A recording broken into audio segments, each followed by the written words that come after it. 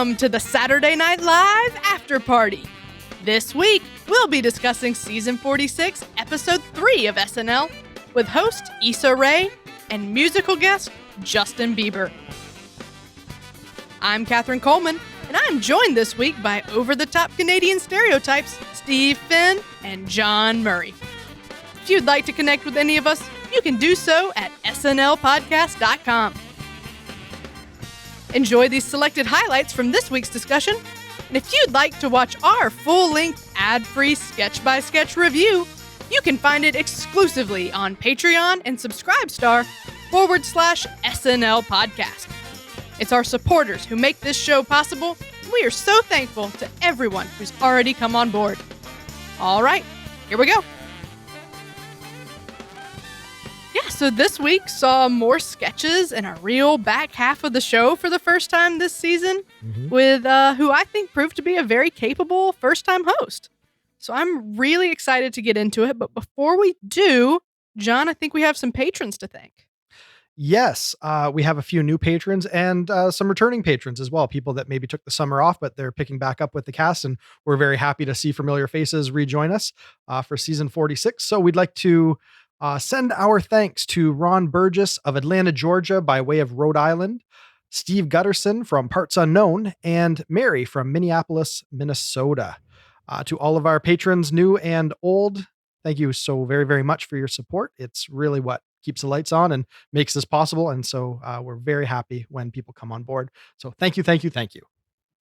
And before I give the mic back to you, Catherine, I just want to I want to pull in some listener feedback that I forgot to add to the notes last week. We had someone chime in via email, which doesn't happen often. So it went overlooked when I was kind of gathering everything up for the notes last week. But anyways, we got some feedback from Jamin K of the Talking About the News in a Satirical Fashion YouTube channel. And they say, I really like Jim Carrey, but I wasn't a huge fan of his Biden impression. The biggest aspect of Jim Carrey's comedy is how physical it is. Joe Biden is older and less energetic, so I feel Carrey isn't the best fit for Biden. I know it's only been one episode, but this Saturday didn't look too great. So obviously, this was a couple weeks ago that he was commenting on. We've now had 3 outings with Biden or Carrey as Biden. So actually it's probably a better time to sort of give our report card, our mid-election season report card on how Carrey is doing in the role of Biden. So Steve, why don't you kick things off? What do you think? How's Jim Carrey performing for you? I think he's doing a lovely job. I like his interpretation. I like his characterization of it. And as high energy as Jim Carrey can be, I don't think he's really going full force with Joe Biden. And this Jamin gentleman, maybe, he wants a more accurate Joe Biden. If you really want that low energy Joe Biden, you can just watch the town hall itself. Because, I think this is a reasonable departure from the real person. It's not a crime to add a little flourish to it. And I don't think they're really going over the top. I know Jim Carrey's getting a lot of criticism out there. I do see that not everyone's on board with this. I'm on the boat that says it's a fine impression, and I'd like to see more. I'm not giving up on my Jim. Okay, fair enough. What about you, Catherine? What's your hot take? Yeah, I mean, I sort of agree with Steve. I think it's clearly an over-the-top impression. It's a caricature of Biden. It's the funnest, most entertaining form. And I haven't felt like he's gone too far with it. I mean, my critique would be less about the energy and more about it's a lot of Jim Carrey and less about a Biden impression. But my biggest critique is that I just don't think they've figured out how to write for his impression yet. So I'm still, the jury's still out a little bit for me on Carrey's Biden. I'm not loving it and I'm not hating it. I'm just kind of waiting to see what they do, which, I mean, yeah, we are 3 episodes in. So, and I think we did get a little bit sharper of a picture of that this week. But yeah, I'm intrigued to see what they continue to do with it. I don't hate it. Sure. Okay. Tepid review. The biggest thing that I'm struggling with is I'm having trouble getting lost in the impression. Right. I'm finding too much of Carrie is shining through. Mhm. And so I don't think that doing, an absurdly big caricature is necessarily a bad thing to do for any person you're trying to skewer. Um, but the contrast between Carrie and the real Biden is so stark. And Carrie as a performer has so many mannerisms and so much Carrieisms that he cannot separate from his performance, that it's very hard to see the Biden shining through. There are moments where he really captures Mhm. it. These little flashes of brilliance where he captures a look or captures a pose or just the cadence of Biden's delivery. It happens, but I Mhm. find it's just getting lost in a whole lot of Jim Carrey noise. So I'm having trouble investing in it that way. But that said, it really comes down to what the expectation is and whether we're getting comedic mileage out of it. Because impressions don't always have to be accurate to be funny. I think the Right. problem with Jim Carrey is that when he was announced, everybody tried to wrap their heads around what would it look like. And so everybody's already stewed on this and developed their own idea of what would work for them. And that's a lot of baggage for Carrie to now have to step into. So I think it Mhm. might be a little harder for people to embrace it because it was such a confounding idea of having him to come in Right. and play such a sedate character. So that I think, is probably maybe making people a little more sour on it. But generally speaking, I don't consider it a liability. I'm fine with it. I'm having fun with it. Yeah. Yeah. So Awesome. I guess that's where we'll leave our feedback section, and I will turn the show back to you, Catherine, for a little bit of news. This is Doolin Town Halls. This is going to be exciting, George. I've given every audience member a glass of warm milk and a blanket. Now, who's ready to have some fun with facts and figures? Woo! So for the cold open, dueling debates pitted Biden and Trump against each other in another 12-minute cold open, with cameos from Jim Carrey, Alec Baldwin, and inexplicably Maya Rudolph. So, Steve, did you find this one more inspired than our previous two? Well, it certainly was fun and maybe a good outing for those with short attention spans because, I'll give it to them for this. If you didn't like what was happening, all you had to do was wait a few seconds and they'd be moving on to something totally different. So I think Mhm. at the very least, there's a few things that everybody would enjoy from all the elements that they threw at us with this. Mhm. And I think that's what makes me get a little bit bored when a cold open is, just a back and forth in one location. Uh, Maybe we should be thanking Trump for refusing to do a debate with Biden because now we have two locations. We have the framing device of clicking back and forth. You're kind of taking the point of view of a of a of a viewer watching both as well as they can. And yes, it's a uh, basically a summary of how they felt, and I think they did that pretty well with the Bob Ross and the wrestling and all that was, really fun. And I thought that a lot of cast members got a chance to do something. It was very ensemble oriented, but my hat goes off to Kate for her performance. I thought she really had a great bite to it, and you could really get a good laugh from the frustration of Savannah trying to basically just keep Trump honest. Uh, Right.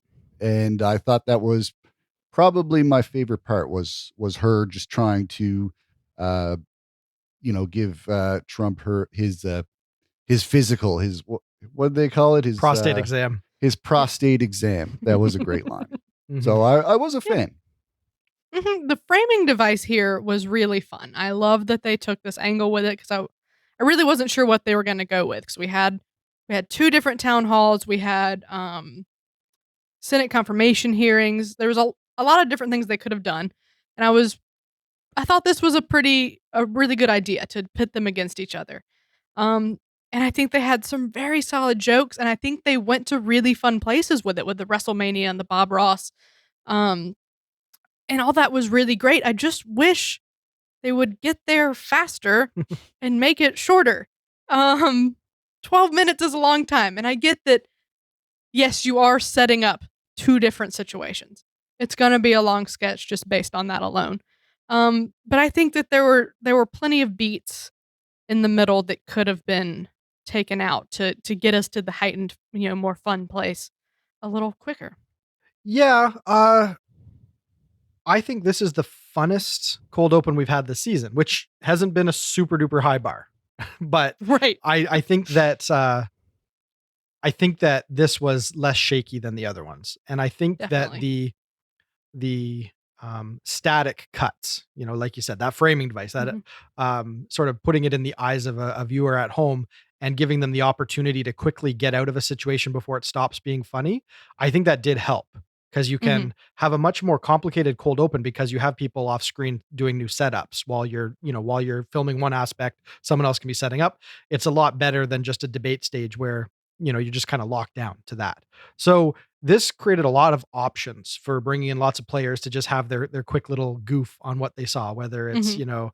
Ego being the lady in the background or, Chloe being the enamored lady that just loves Trump's smile. Like they were able to cover a lot of ground, I think, a little more efficiently. And I think that helped. Um, Mhm.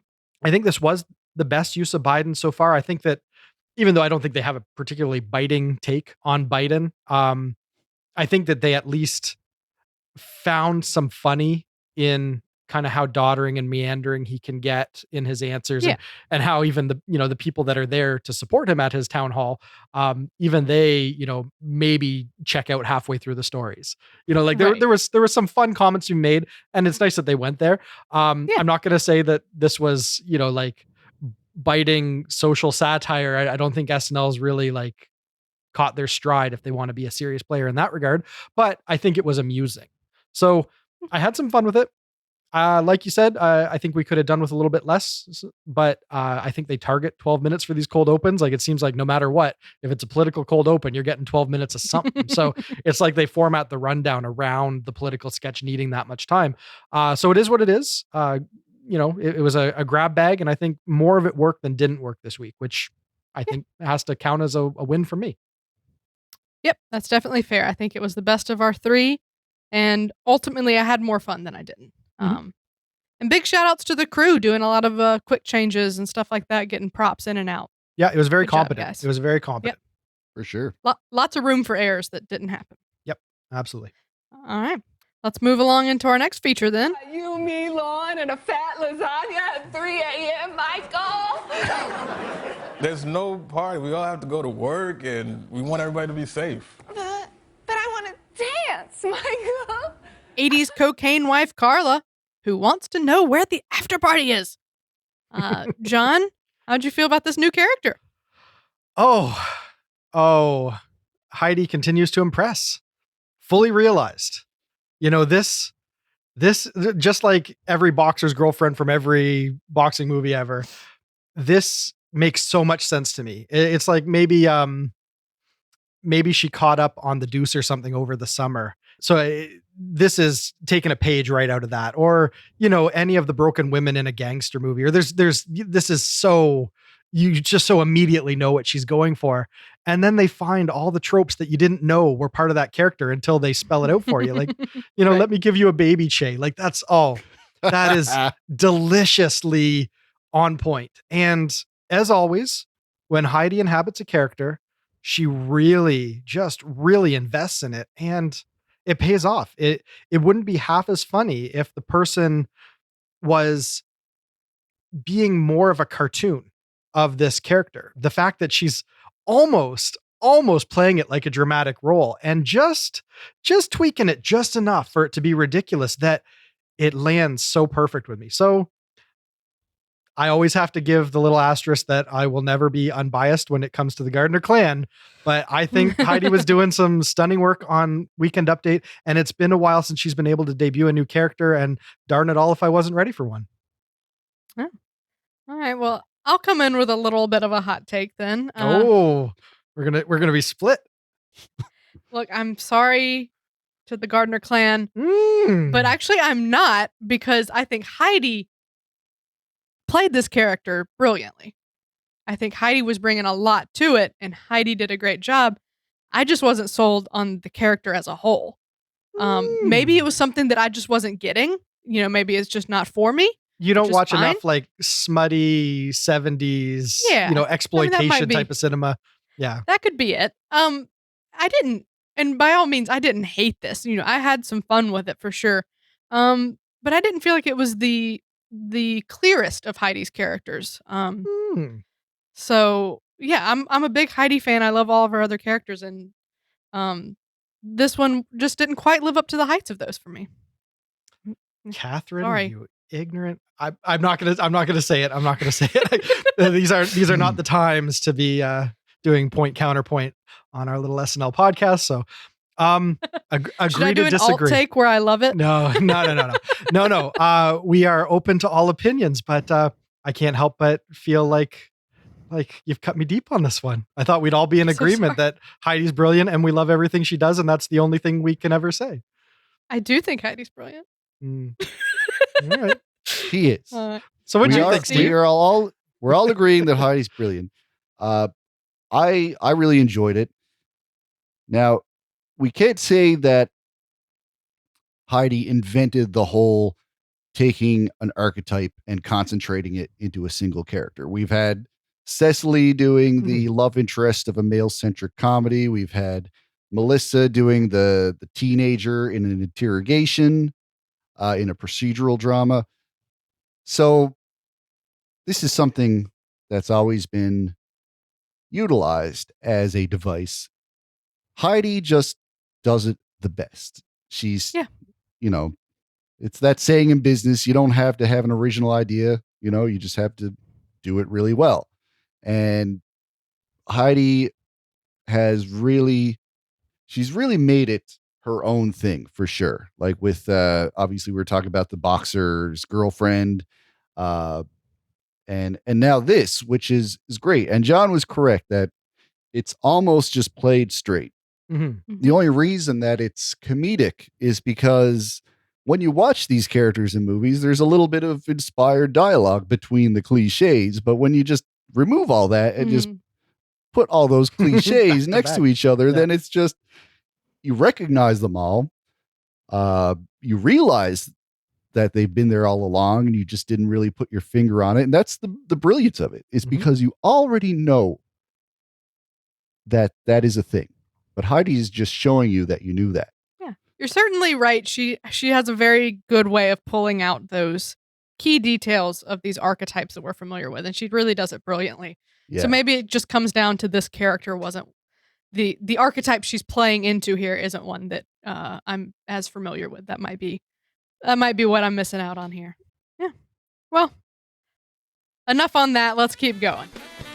For access to our full sketch-by-sketch review, head on over to Patreon or subscribestar.com/SNL podcast. That's the end of the rundown, so let's get into our overall ratings and thoughts. Let's see. John, what was your moment of the night?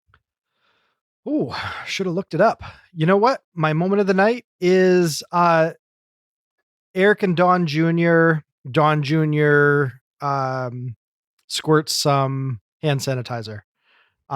You see it coming. He lingers on it, right? Like he's just slowly contemplating, can I get away with it? He kind of looks coy and then, does it. And Don Jr.'s on him. You just drink that? Dad said it was fine. Buddy, it's not. There's something about Alex Moffat when he's doing physical comedy like that. He's incredibly charming. And he just has a way of just cocking his eye or doing something that just makes me grin. It's a subtle thing, but he is really, really good. So that's my moment. Great. I'm going to give it to, I guess technically it's like 3 moments, but it's every time they said titty meat. Sure. Because that just really cracked me up. And SNL drinking game. I got to take a drink. Yep. I'm going to put a titty meat counter at the bottom of this video. You should. That would be hilarious. I will. I just thought that. See if we can feed a village with them. Right. I thought it was really funny. What a great phrase. So that really tickled me. Steve, what was your moment? Mine was easy to miss. because it happened during a round of applause. Mm. I really liked Heidi's uh, exiting line in Weekend Update. Carla, everybody. Directed by David O. Russell. Mm-hmm. That was just a really funny, just a little, I don't know if it's inside or you'd have to be familiar with his work to appreciate it. I always love the little cappers they put on Weekend Update characters. Mhm. Those are usually pretty fun. This one is specific. My husband didn't get it, but for those of us that did, it was a great little capper to throw on there. Mhm. All right. John, what's your best sketch? I'm giving it to Heidi's 80s cocaine wife. I think what she does is fantastic. I think that this is as strong a character as Boxer's Girlfriend. I know that you weren't feeling quite as warm on it. But I think that it's a really rich thing to draw on. And maybe it's just because that's the kind of cinema that I've gravitated to over the years that I feel like, I could see instantly what they were grasping for. But it was working for me. And I just thought that her delivery on it was masterful. She goes from, kind of like spazzy cocaine addled to like remorseful and desperate, at the turn of a glance. And there's just, well, there's some talent there. I couldn't quite decide between the first kid's appearance and the eBay commercial. Mm. And I'm still really on the fence. I think both of those were really great sketches. I think I'll give it to eBay. I'll give it the slight edge on eBay, just on pure relatability and groundedness. It was really fun. I was really enjoying that one. Steve, what's your Okay. best sketch? I'm going to give it to Bonjour High. Mm. Not because I want to, represent Canadian content, but there was just so many elements that made me laugh. We had Shark's Cavern at the beginning. That was great, yeah. Bowen Yang was a real treat in this. His attention to getting a good accent that's, specifically Quebec, because it's not just a French accent that most people would imagine. It's not John Cleese on the top of the tower in Holy Right. Grail. Fast in your general direction. It's different. Yeah, sure. It's great to see that kind of accuracy in Canadian content. I think that's a solid choice. Let's move into MVP. John? I'm going with Heidi. I am. My qualifier. Sometimes it's the person that's ever present. Sometimes it's just the person that makes the play. I felt like this was a really strong character, and I think that she delivered it great, and I really enjoyed it. And so it was a highlight moment. And I feel like that's a slam dunk. That's a home run. That's a touchdown. That's whatever it is that would qualify you for an MVP. Yeah. This was a really balanced episode. We Mhm. saw and heard from everybody. No one, in my opinion, was just like ever present. We didn't have much of that. So I had kind of a hard time picking the MVP, and I kind of am split between Alex and Chris because I think they both had really great performances. Mhm. But I'm going to give it to Alex just because I think his Eric Trump gets better every single time. Yeah. And it wins for me every time. So props to Alex on, continuing to level up that character. Yeah, I can't argue Steve, with who's your MVP? I'd like to give it to Chloe. that. Mhm. She was a lot of fun in the cold open as the horny undecided voter, and she was a great addition to Don Jr. and Eric at the Weekend Update Mhm. desk. So I really loved the fresh voice that she was adding to things, and I think she made everything she was in a little bit better. Fair enough. Very good. Let's get into the big one. On a scale of classic, great, decent, weak, or train wreck, how would you rate this episode? Steve, let's have you go first. It's a tough one because it was a little bit uneven. It wasn't really going for it, pulling out all the stops, so to speak. Some of the material was just okay. You know, that pre-tape from Kyle, there was some fun to be had, but it could have been a little bit more entertaining. I felt there was just a little bit of awkwardness throughout this episode. That's very interesting. I was sort of leaning between decent and great. I thought this was a much stronger episode than the first two, and I was having fun with most of the sketches. I think you're right. There are definitely some moments in here that are pulling it back. Not everything was a win, and some of the things that weren't a win, kind of for me, were very much not a win. Um, so I'm still not sure. I think I'm gonna land on like a decent plus plus. It's very very close to being great, but not quite great. But that said, a very strong outing and definitely getting into the stride of the season now. Man, I didn't think there was a whole lot that was misfiring on this episode. I'm never super hot on the political cold opens. They're always a mixed bag. Seems at best, I get maybe 5 minutes of fun out of a 12-minute pre-tape. So Right. I'll never assume that that's the best way they could open the show, but because they're so, hung up on this tradition and they've just heavily invested in that being their opener for what we got, I felt like this was the strongest of the three. So, it at least, gets some points. The monologue I thought did its job. Issa Rae was surprisingly charming and capable as a host and just likable in all of her roles. And then we had some fun fare, some Canadian tinged fare just to, up the ante a little bit. We had a solid weekend update. We had the Biebs, but, as much as I don't like the Biebs, I can't fault the actual music. And then we had a surprisingly well-rounded show that had a sufficient number of pieces and felt like it went out on a high note for a change. So I don't know. I think that this episode would go toe to toe with what we were seeing last season. And so on a COVID era scale, I think I got to give this one a great. I think this is our first grade of the season. I was happy to see it. Woo! You make a very convincing argument. So I tried to. good at it. We had a really good cold open considering, that it was long, but they had something to say. It was the best of the three we've gotten. A very solid weekend update and a lot of really good fare. So maybe I'm willing to take that step into great with you. I'm going to push you over the line. Yeah, I think you are. Yes. All right. I'll take it. I'll take the win. I just fell down to a train wreck. Okay. Yeah. It all evens out. All right.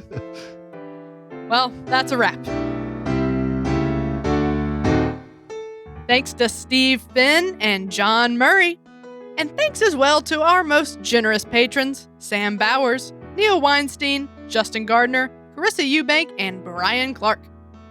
If you're enjoying our show, please subscribe on YouTube or wherever better podcasts can be found. Your subscription helps us grow, and your support is greatly appreciated. We'll be back in 1 week when SNL returns with freshly announced host Adele and musical guest Her. But until then, this has been episode number 118 of the Saturday Night Live Afterparty podcast. I'm Catherine Coleman. That's my story, and I'm sticking to it.